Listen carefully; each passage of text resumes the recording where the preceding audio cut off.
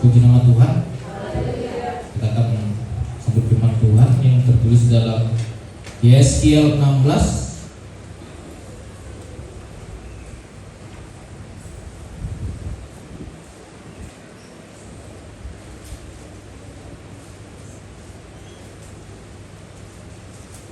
Yeskiel 16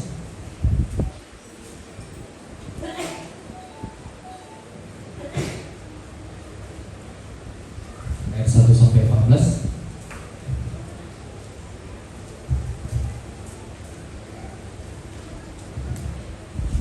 Baik, saudara-saudara, mari kita berdiri dan bacakan firman Tuhan. Yeskiel 16 ayat 1 sampai 14. Saya baca yang ganjil, saudara-saudara membaca yang genap ya. Saya bacakan dari awal ayat 16 ayat 1 pasal yang ke-16. Lalu datanglah firman Tuhan kepadaku. Hai anak manusia, beritahulah kepada Yerusalem perbuatan-perbuatannya yang keji. Dan katakanlah, beginilah firman Tuhan Allah kepada Yerusalem. Asalmu dan kelahiranmu ialah dari tanah Kanaan. Ayahmu ialah orang Amori dan ibumu orang Heti. Kelahiranmu begini, waktu engkau dilahirkan, usahamu tidak dipotong, dan engkau tidak dibasuh dengan air sampai bersih. Juga dari darahmu engkau tidak digosok atau dilindungi dengan api. Tidak seorang pun merasa sayang kepadamu sehingga diperbuatnya hal-hal itu kepadamu dari rasa belas kasihan, malahan engkau dibuang ke ladang oleh karena orang pandang enteng kepadamu pada hari lahirmu. Maka aku lalu dari situ dan kulihat engkau menendang-nendang dengan kakimu sambil berlumuran darah, dan aku berkata kepadamu, dalam keadaan berlumuran darah itu engkau harus hidup. Dan jadilah besar seperti tumbuh-tumbuhan di ladang. Engkau menjadi besar dan sudah cukup umur, bahkan sudah sampai pada masa mudamu. Maka buah dadamu sudah montok, rambutmu sudah tumbuh, tetapi engkau dalam keadaan telanjang bugil. Maka aku lalu dari situ dan aku lihat engkau, sungguh engkau sudah sampai pada masa cinta berakhir. Aku menghamparkan kayu kepadamu dan menutupi kabarmu. Dengan sumpah aku mengadakan perjanjian dengan engkau. Demikianlah firman Tuhan Allah, dan dengan itu engkau aku punya. Aku membasuh engkau dengan air untuk membersihkan darahmu daripadamu, dan aku mengurapi engkau dengan minyak. Aku mengenakan pakaian yang berwarna-warna kepadamu dan memberikan engkau sandal-sandal dari gunung berwarna dan tutup kepala dari yang halus dan selendang dari sutra. Dan aku menghiasi engkau dengan perhiasan-perhiasan dan mengenakan gelang pada tanganmu dan kalung pada lehermu. Dan aku mengenakan anting-anting pada badanmu dan anting-anting pada telingamu dan mahkota kemuliaan di atas kepalamu. Dengan demikian engkau menghias dirimu dengan emas dan perak, pakaianmu lenan halus dan sutra dan kain berwarna-warna, makananmu ialah tepung yang terbaik, madu dan minyak, dan engkau menjadi sangat cantik sehingga layak menjadi ratu. Dan tanahmu termasuk dari antara bangsa-bangsa karena kecantikanmu, sebab sangat sempurna adanya. Oleh karena semarak perhiasanmu yang diberikan kepadamu. Demikianlah firman Tuhan Allah. Baik, sejauh itu firman Tuhan, silakan duduk. Baik, saudara-saudara, kita sudah membaca tadi pasal 16 ya. Jadi kalau misalnya kita baca Alkitab, karena saya sendiri jemaat-jemaat rame, mungkin jangan terlalu cepat ya, karena tadi dari depan terdengar jelas yang nggak opa ya, saudara-saudara ya. Oke, puji nama Tuhan. Di sini kita baca di kitab Yeskiel. Kitab Yeskiel itu adalah kitab di Perjanjian Lama yang ditulis oleh Nabi Yeskiel ya. Jadi kenapa dikatakan nabi? Karena dia menerima firman Tuhan, melaksanakan nubuat Tuhan ya. Jadi dia itu seorang nabi dari bangsa Israel, keturunan Israel.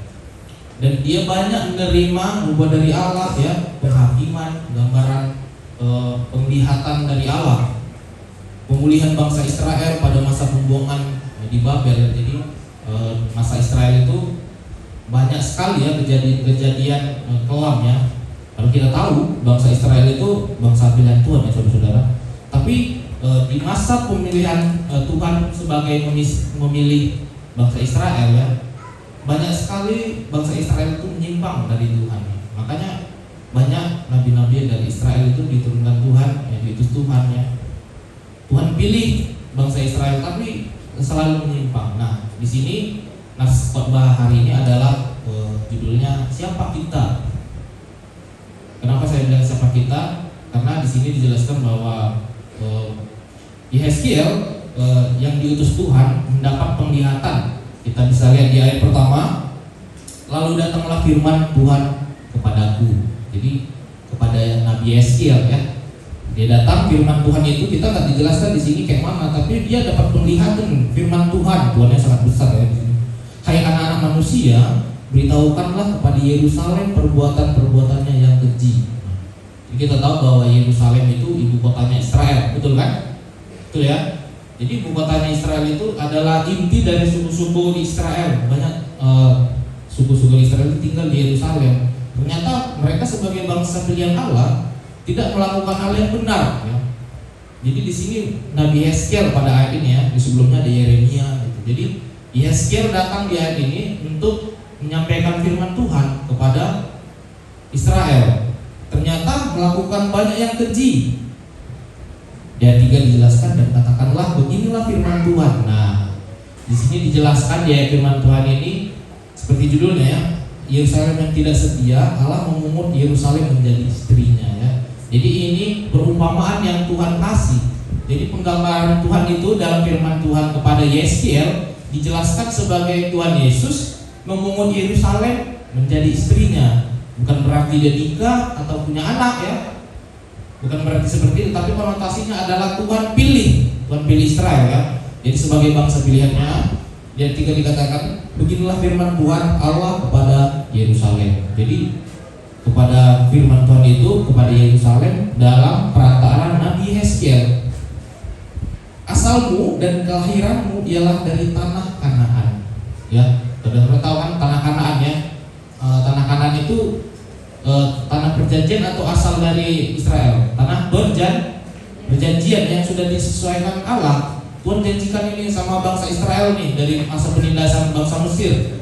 Jadi dijelaskan di situ asalnya itu dari kelahiran tanah Kanaan, dan ayahmu ialah orang Amori dan ibumu orang Heti. Ya, kita tahu kalau orang Amori itu adalah orang suku asli Israel ya. Dijelaskan kalau saya ingat dalam Kejadian, Abraham itu sangat dekat dengan orang yang suku Amori. Jadi dia punya teman itu akrab dengan orang yang sukunya Amori. Jadi kita bisa simpulkan bahwa orang suku Amori ini dalam Kejadian udah ada. Jadi suku aslinya orang Israel salah satunya adalah suku orang Amori. Yang selanjutnya adalah ibunya orang Heti ya, orang Het ya, Heti. Ingat saudara-saudara kalau misalnya ada orang Het itu adalah suku Israel ya kan, orang Het. Dan di sini jelaskan ayahmu adalah orang Amori dan ibumu orang Heti. Jadi di sini firman Tuhan di awal ya dijelaskan bahwa ingat asal usul kita ya sebagai orang Israel itu adalah orang asli Israel yang takut akan Tuhan ya. Dan kelahiranmu begini, waktu engkau dilahirkan pusatmu tidak dipotong dan engkau tidak dibasuh dengan air supaya bersih, juga dengan garam pun engkau tidak digosok atau dibendungi dengan lampin ya. Jadi perumpamaan ini dijelaskan ya Nabi Yehezkiel. Tuhan itu mendapatkan kita atau bangsa Israel itu ya seperti nggak ada apa-apanya ya. Kita sebagai manusia ini tanpa kekuatan Tuhan. Jadi Tuhan ada yang ngangkat kita sebagai anak itu tanpa dilahirkan pusatmu tidak dipotong dan tidak dibasuh dengan air. Jadi dia hina. Manusia ini dijelaskannya di angkat Tuhan itu sebenarnya tanda Tuhan ya hina gitu. Tidak dibasuh dengan air, pusatnya tidak dipotong, juga dengan garam pun tidak digosok dan dibendungi dengan lampin ya. Jadi kalau saudara-saudara tahu di suku Israel itu ya di zaman dulu, kalau misalnya bayi baru lahir itu kebiasaan mereka adalah bayi itu digosok dengan garam ya. Kita tahu bahwa garam itu ya bisa menetralkan bakteri ya. Jadi di sini jelaskan sesuai dengan ayat ini, tidak digosok atau dibendungi. Juga dengan garam pun engkau tidak digosok ya. Jadi seperti bayi yang nggak diurus oleh orang tuanya, Tuhan angkat ya sebagai putrinya. Jadi manusia itu seperti itu konotasinya. Dia 5 jelaskan tidak seorang pun merasa sayang kepadamu. Nah, saudara, kita tahu bahwa manusia perlu ya merasa disayangi kan? Amin. Amin ya, kita perlu disayangi, kita berkeluarga, kita punya pasangan, punya anak, punya keluarga besar, kita perlu rasanya sayang ya. Kenapa? Karena kita makhluk sosial kan? Makhluk sosial yang perlu berinteraksi, perlu butuh saudara ya kan? Ada di sini yang nggak butuh anaknya, butuh suami istri, nggak ada kan? Ada nggak? Segimanapun kita biasa sendiri, kita butuh ya yang namanya rasa kasih sayang. Kita tinggal di sini sama masyarakat, bahkan sama tetangga pun kita perlu ya. Makanya itu dijelaskan di sini, perumpamaan itu jauh seperti tidak ada seorang pun merasa sayang kepadamu. Nah, kenapa dia bilang seperti itu? Karena manusia itu dianggapkan tanpa apa-apa Tuhan angkat. Lalu jelaskan sehingga diperbuatnya hal-hal itu kepadamu. Dari rasa belas kasihan malahan engkau dibuang ke ladang oleh karena orang pandang enteng kepadamu pada hari lahirmu ya. Jadi maksud di sini dijelaskan Allah yang mengangkat kita ya. Jadi dia ibaratkan ada seorang anak yang enggak diurusi orang tuanya, Tuhan angkat dia, Tuhan ambil jadi anaknya. Maka aku lalu dari situ kulihat engkau menendang-nendang kakimu sambil berlumuran darah. Dan aku berkata kepadamu dalam keadaan berlumuran darah itu, engkau harus hidup. Saudara, di sini seperti bayi yang dibuang, yang tidak dipotong tali pusarnya tadi yang dikatakan tidak berdaya. Apa maksudnya di sini tidak berdaya? Jadi tanpa Tuhan kita memang nggak berdaya ya, tanpa penyertaan Tuhan. Jadi di sini seperti ayat tadi ya, kita kasih judul siapa kita ya. Kadang-kadang kita harus tahu diri ya bahwa kita tanpa Tuhan itu nggak ada apa-apanya. Kadang-kadang kita lupa bahwa kita sudah mencapai sesuatu. Di awal mungkin kita ya berseru sama Tuhan, Tuhan Yesus aku butuh ini Tuhan, pergumulan kami, keluarga kami ini Tuhan, kayak mana ini Tuhan. Tiba-tiba ada Tuhan kasih, Tuhan berkati. Manusia ya bisa lupa, nggak tahu diri ya. Jadi perlunya kita di sini diingatkan dalam firman Tuhan ini, perlunya kita tahu diri ya, asal kita dari mana. Di sini Nabi Yeskiel jelas dalam penerangannya ya, dia dapat firman dari Tuhan seperti bayi yang nggak diurus orang tuanya dibuang, Tuhan ambil. Jadi seperti itulah kita di gambaran Nabi Yeskiel menjelaskan dapat pernyataan oleh Tuhan. Kita tanpa Tuhan tidak ada apa-apanya, saudara-saudara kekasih. Inisiatif Allah di ayat 6 dijelaskan, maka aku lalu dari situ kulihat engkau menendang-nendang dengan kakimu sambil berlumuran darah. Jadi betul-betul lahir dari ibunya ya, orang yang nggak bertanggung jawab. Ini kisah ceritanya, jadi perumpamaan, bukan berarti seperti itu. Berlumuran darah, dan aku berkata kepadamu dalam keadaan berlumuran darah itu engkau harus hidup ya. Di ayat 6 saudara perhatikan yang terakhir di kata kalimatnya, bisa saudara lihat ya, perhatikan Alkitabnya saudara ya. Jadi sambil saya jelaskan mungkin saudara juga lihat Alkitab ya, jangan lihat handphone. Di situ jelaskan sambil berlumuran darah itu engkau harus hidup. Ayat 7, dan jadilah besar seperti tumbuh-tumbuhan di ladang ya. Jadi Tuhan nggak cuma mengangkat kita ya, tapi Tuhan berharap harus hidup. Nah, jadi kalau misalnya manusia besar pasti ada prosesnya kan saudara ya. Kita kecil, sekolah, baru ya mulai beranjak dewasa. Kalau dari bayi mungkin ya, karena saya mungkin belum punya bayi ya, belum tahu lah siklusnya. Tapi mungkin saya pernah jadi bayi BTW. Jadi saya mungkin ingat ya, Atau tahu lah kita sebagai logika, kalau kita masih bayi ya tumbuh rambut, tumbuh gigi. Jadi di situ di firman Tuhan dikatakan besar seperti tumbuh-tumbuhan dan jadilah besar. Jadi tidak cuma hidup ya, besar seperti tumbuh-tumbuhan di ladang. Engkau menjadi besar dan sudah cukup umur, bahkan sudah sampai pada masa mudamu ya. Jadi enggak cuma besar, tapi di situ dikatakan masa muda. Saudara, dikatakan masa muda berarti masa yang sudah matang. Dikatakan muda berarti sudah akil balik, dikatakannya sudah bisa punya nalar sendiri. Dikatakannya pemuda berarti punya tanggung jawab sendiri. Kalau mungkin kita di Indonesia ini punya syarat, punya KTP ya. Kalau di Indonesia di sini KTP berapa tuh syaratnya? 17 tahun apa ya? 17. Ya, dikatakan pemuda ya 17. Gak ada itu anak kecil punya KTP ya, KTP anak oke lah. Tapi dikatakan bisa menanggung sendiri dan bisa melaksanakan hukuman atau dianggap dewasa lah, bertanggung jawab atas dirinya sendiri, dikatakan itu pemuda, ya, muda. Jadi dia itu dikatakan besar seperti tumbuh-tumbuhan, engkau menjadi besar dan sudah cukup umur. Nah, dikatakannya sudah cukup umur ya. Bahkan sudah sampai masa mudamu, maka buah dadamu sudah mengenal segala macam. Itu tandanya dewasa dan matang. Jadi matang dalam artian rohani.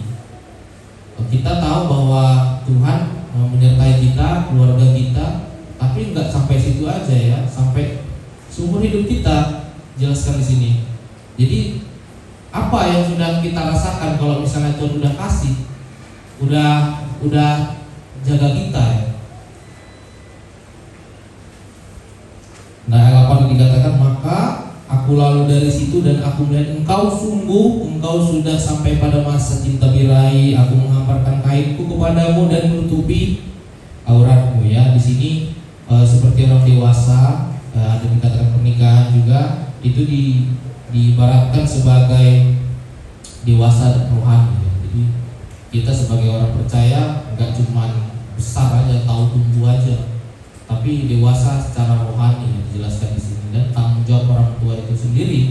Jadi di sini dijelaskan nggak cuma satu pihak, jadi ada dua belah pihak ya. Sama seperti ingat khotbah saya yang bulan lalu gitu. Jadi peran orang tua itu sangat penting ya, masuk juga di sini. Kita perlunya tahu diri ya saudara-saudara ya. Kadang-kadang apalagi anak muda ya, kadang-kadang lupa ya. Ada orang tuanya sekarang udah merasa besar, udah punya KTP ya. Apalagi udah kerja ya kan saudara-saudara, orang tua ya, Mama Minang. Kadang-kadang anak-anak ini udah merasa kerja dan punya uang sendiri, ya sok keren gitu. Saya juga merasakannya, mohon maaf saudara-saudara. Dan saya tahu diri, bahkan di sini firman Tuhan mengingatkan kita siapa asal kita ya, bangsa Israel itu ya. Siapa yang ngurus kita coba? Coba saudara yang udah pernah melahirkan, di sini diibaratkan Tuhan ya dalam firman-Nya melalui Nabi Yeskiel gitu ya. Engkau berdarah-darah, dia angkat Tuhan. Terus Tuhan lihat dia seperti bayi yang menendang, dan tadi ya hina kali ya jadinya kita sebenarnya sama Tuhan.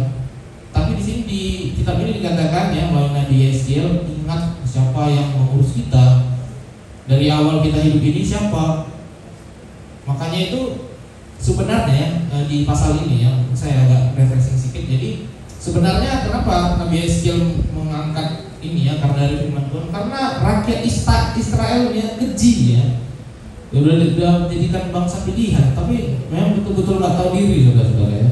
Jadi berapa kali Tuhan pilih ya, bukan karena hebatnya Israel, bukan kok. Bahkan negara Israel kita tahu kecil nggak Israel itu, kecil ya, kecil sekali bahkan, kecil sekali. Tapi kenapa Tuhan pilih ya? Ya itu kehendak Tuhan, dan itu legalitas Tuhan, itu terserah Tuhan Yesus lah.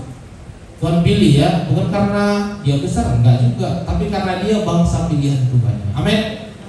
Dan di firman ini dikatakan juga kita sebagai orang yang percaya, terapkan diri kita sebagai bangsa Israel itu.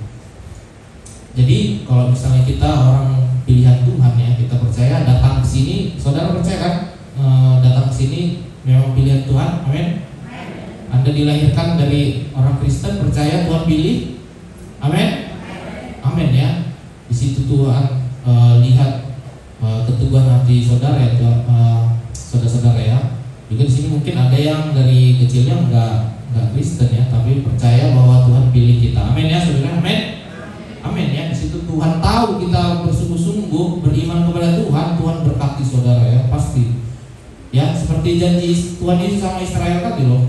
Udah dijanjikan kok hidupnya enak pasti ya. Di kitab-kitab kemarin pun kita udah baca di perjanjian lama ya, banyak nabi-nabi sampai Tuhan mengutus banyak nabinya itu karena memang betul-betul Israel ini pembangkang ya saudara-saudara ya. Tapi ya itu tadi, Tuhan pilih dia kayak mana nih caranya nih?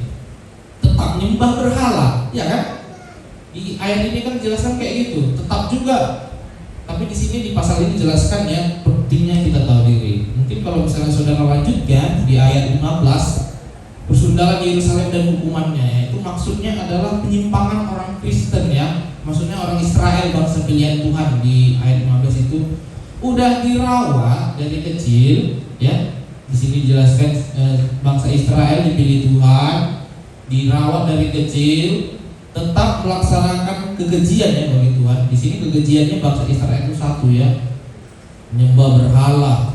Mungkin kalau di kita sekarang nggak nyembah berhala lagi ya, atau masih ada saya nggak tahu lah, atau mungkin di kampung masih ada yang nyembah berhala, itu konyol lagi menurut saya. Tapi saudara-saudara di sini di perjanjian lama nih lagi, ya masih ada yang melakukan hal kekejian seperti itu, yang menyembah berhala, nggak datang sama Tuhan lagi.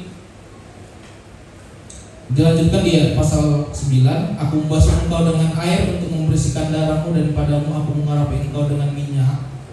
Ayat 10, aku menggunakan pakaian warna-warni ya. Jadi kita tahu ya, minyak itu adalah tanda murnian di Israel ya, tanda kebersihan. Kita ingat kalau misalnya Tuhan Yesus pada saat dia mati itu dibasuh dengan minyak kan, wewangian ya. Tandanya wewangian itu adalah kita menghormati ya. Mungkin kita mayoritas banyak sih orang Batak. Saya nggak tahu konotasinya bagaimana karena ilmu saya belum banyak ya.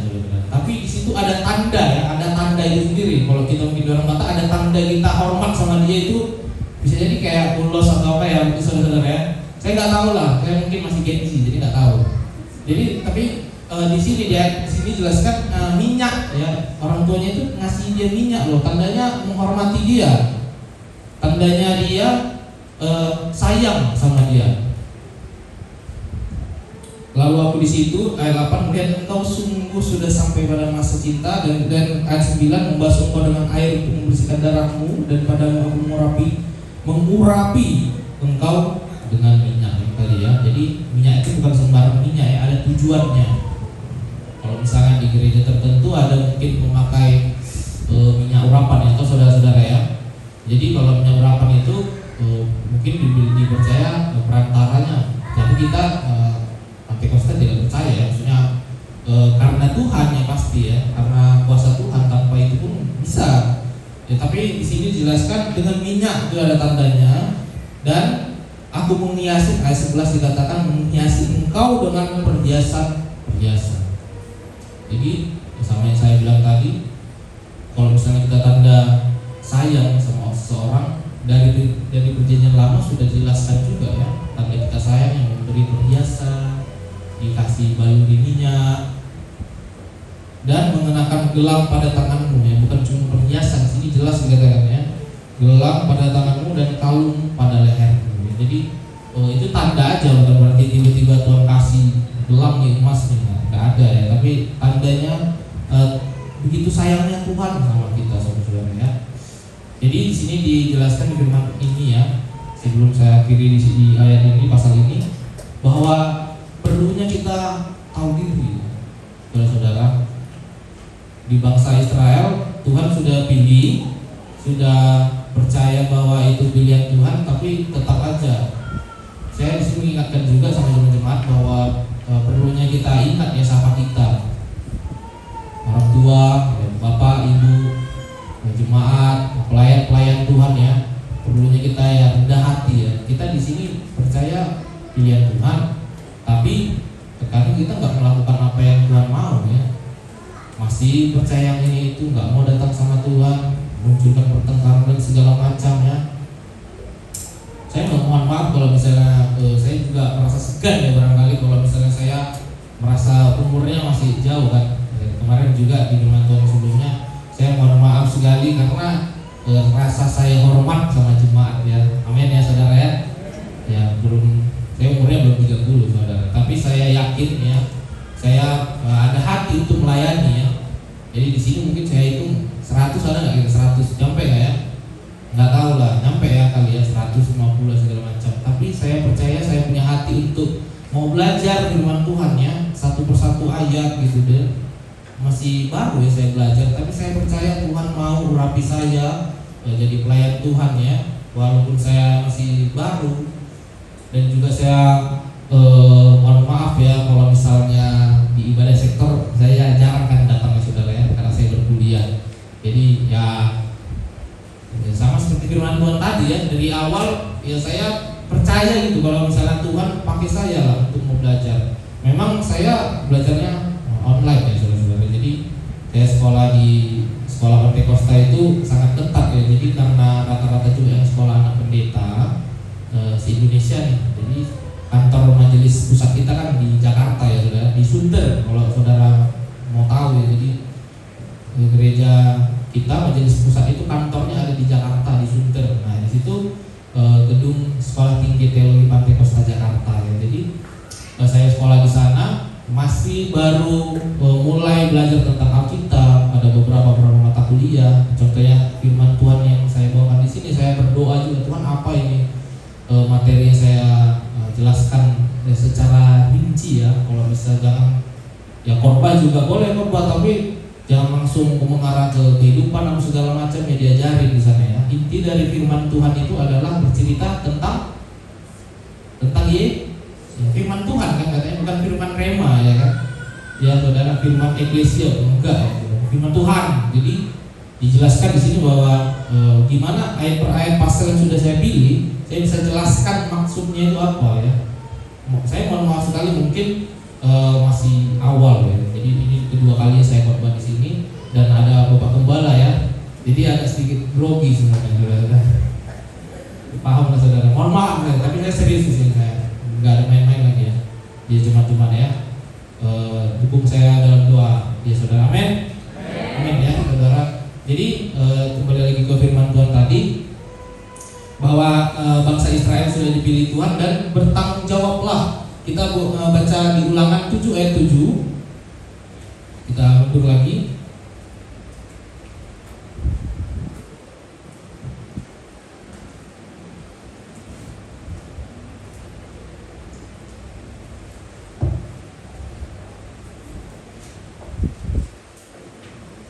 Kenapa sih Tuhan pilih bangsa Israel, tapi udah dipilih pun masih aja Tuhan mengingatkan lewat Yeskiel. Jadi kita mau tahu karena Tuhan memilih bangsa Israel ya, kita ya di sini kita anggap kita sebagai bangsa Israel, anak Tuhan ya, umat pilihan Tuhan. Ulangan 7 ayat 7. Bukan karena lebih banyak jumlahmu dari bangsa manapun juga, maka hati Tuhan terpikat olehmu dan memilih kamu, bukanlah kamu ini yang paling kecil dari segala bangsa. Ya, jadi di sini dia ini jelaskan Israel itu besar nggak saudara? Besar nggak? Kecil ya.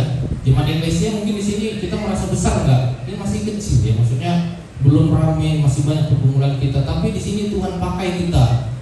Di sini Tuhan mau uji kita ya. Dari kecil sampai besar, maksudnya itu iman kita, rohani kita, ya jasmani kita yang mungkin dulu di sini remaja sampai dewasa punya anak lagi. Jadi bukan karena kita besar kita dipilih Tuhan. Pendeta juga bukan tiba-tiba mendadak jadi pendeta besar, bukan punya gereja besar, enggak. GPDI pun lahir apakah dari kemewahan saudara? Enggak kan? Ya gereja kita ya Tuhan pilih, enggak dari hal seperti itu. Tapi di sini yang di Yeskiel di situ jelaskan bahwa seperti yang bayi yang dibuang. Jadi Tuhan pilih kita ya, bukan dari kemewahannya, tapi karena anugerah Tuhan. Amin. Ya, kita tunjukkan itu dalam kelakuan kita, dalam perilaku kita. Ya saya percaya. Apalagi saya di sini sering dengar ya dari Bapak Gembala, dari kita pelayanan di awal ya. Jadi mungkin yang orang tua udah besar zaman sekarang mungkin remaja ya kan saudara ya. Mungkin orang tua yang di sini udah punya anak lagi, dulu ya remaja bapak gembala ini kan gembalakan gitu. Saya juga berpikir seperti itu ya, apakah ini terus kan nggak mungkin ya. Jadi dari kecil seperti bangsa Israel tadi kan saudara-saudara ya. Ini teman-teman saya pemuda juga nanti barangkali ya pasti dewasa dan punya anak juga ya. Amin saudara-saudara. Amin ya. Sama-sama kita bertumbuh berkembang di sini. Seperti dikatakan ulangan tadi, bukan karena besarnya bangsa Israel yang kita dipilih ya. Memang dijanjikan Tuhan ya besar ya ramai seperti pasir di laut ya. Tapi bukan karena itu awalnya. Awalnya kan nggak karena itu. Karena Tuhan pilih dan ayat 8, tetapi karena Tuhan mengasihi kamu. Amin.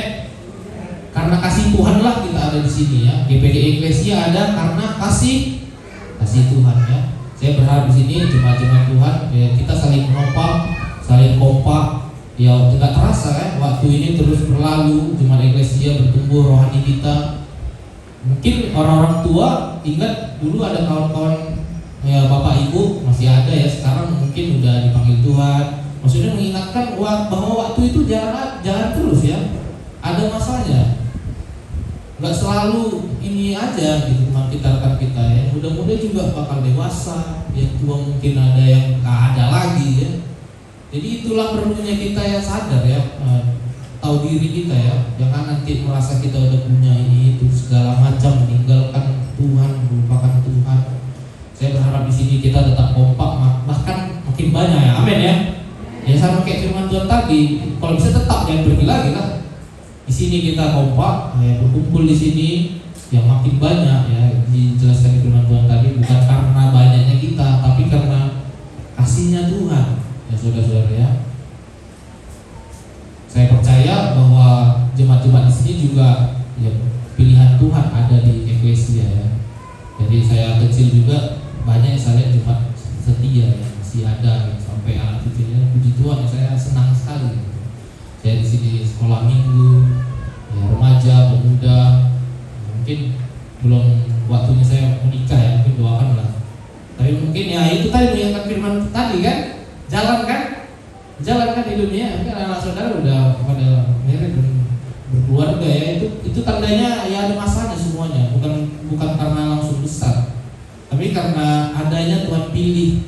Nah, kayak mana caranya ya di skill tadi diingatkan.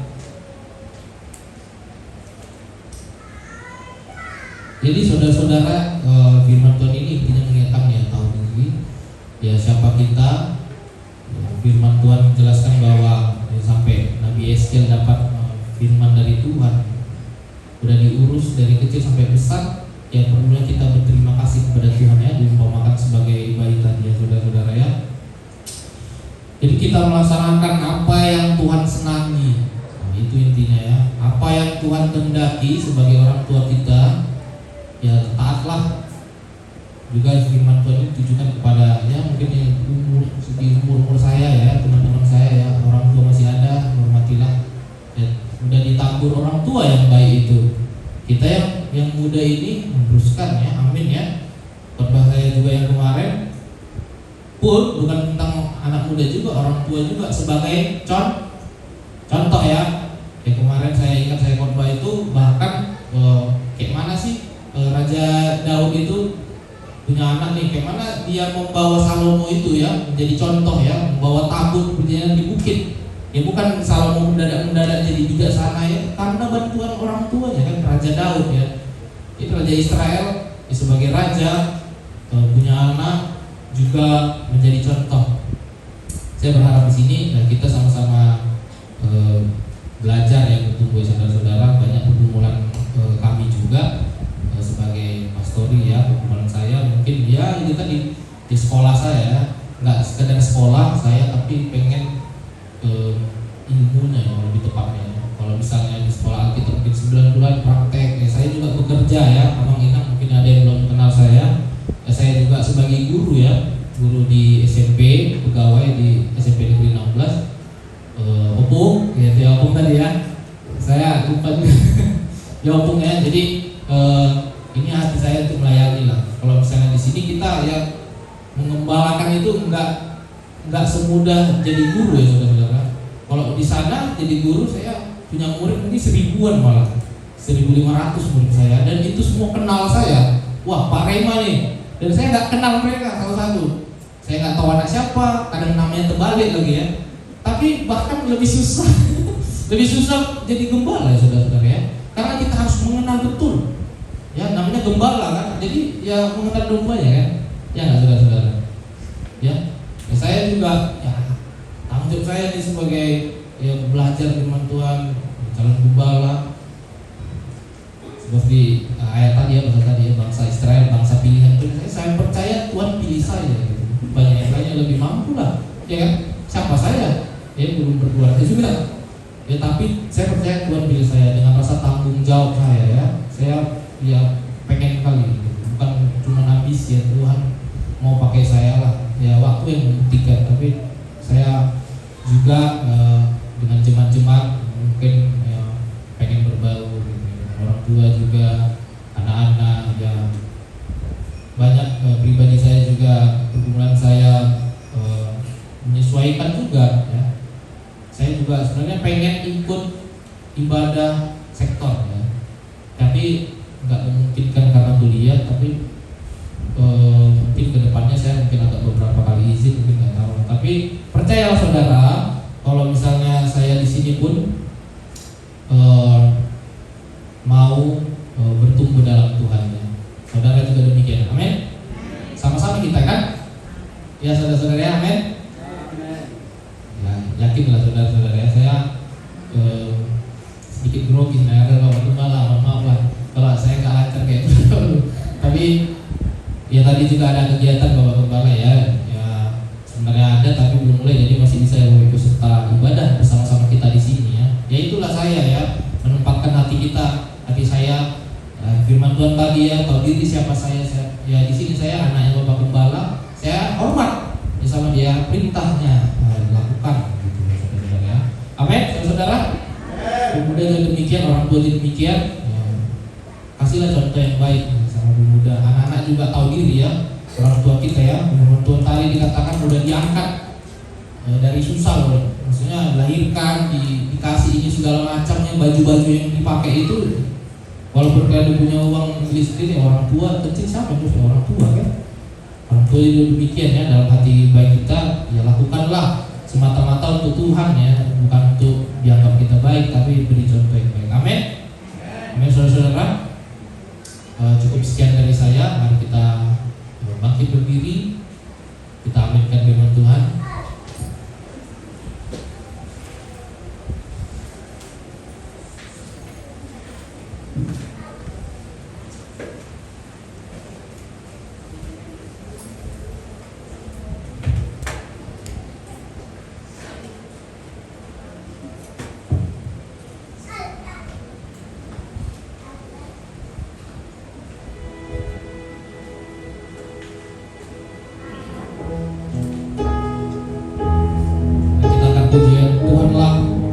Tuhan, Kaulah pengharapanku.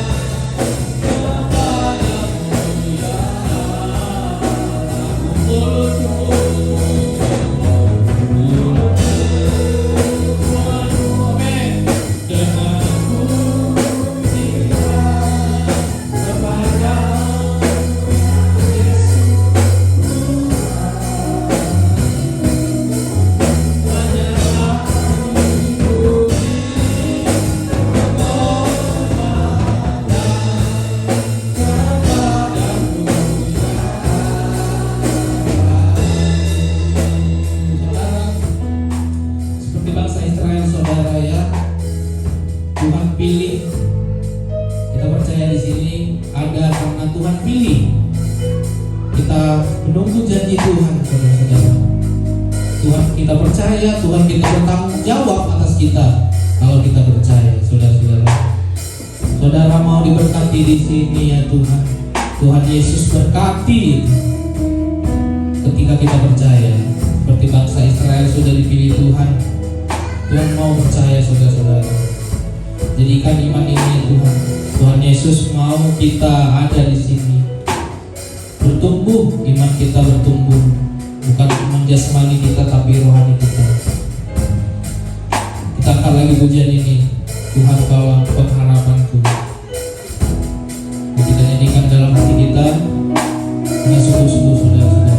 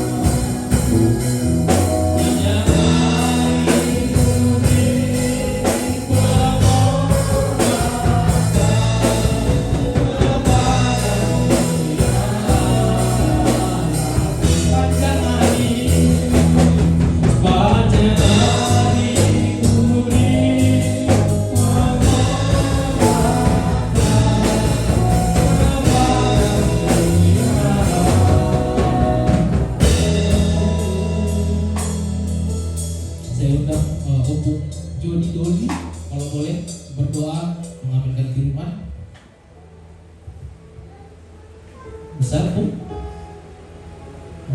Kalau gitu tulang judi sebatang gak apa-apa.